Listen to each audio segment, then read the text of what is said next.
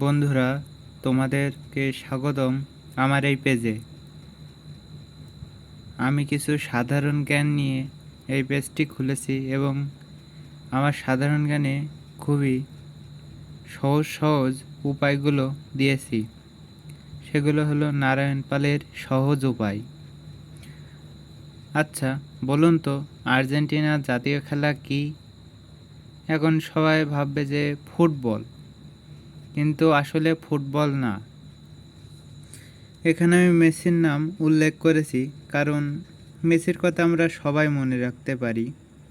সেই হিসেবে আর্জেন্টিনার জাতীয় খেলা হতে পারে মেসি পাতো খেলে।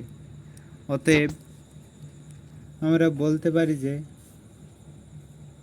এই পাতো পাতো হলো আর্জেন্টিনার জাতীয় খেলা।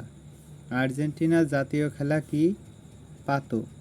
অতএব নারায়ণ পালের সহজ উপায়ে আমি এটা লিখেছি, মেসি পাতো খেলে।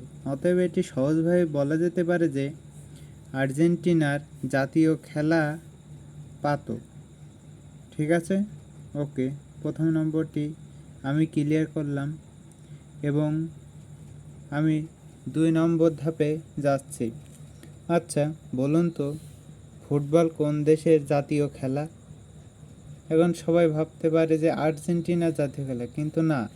আমি প্রথমেই পড়িয়েছি যে আর্জেন্টিনার জাতীয় খেলা পাতো এবং ফুটবল কোন দেশের জাতীয় খেলা। এখানে নারায়ণ পালের সহজ উপায়ে আমি উল্লেখ করেছি, এখানে ফুটবল কোন দেশের জাতীয় খেলা।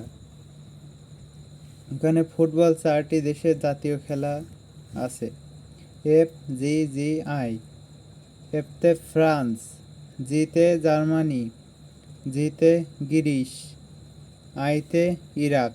অতএব আমি সহজ উপায় FGGI, নারায়ণ পালের সহজ উপায় FGGI লিখেছি। ফুটবল কোন দেশের জাতীয় খেলা? ফ্রান্স, এফতে ফ্রান্স, জিতে জার্মানি, জিতে গ্রিস, আইতে ইরাক। অতএব আমার ভিডিওটি এখানেই শেষ করতে যাচ্ছি।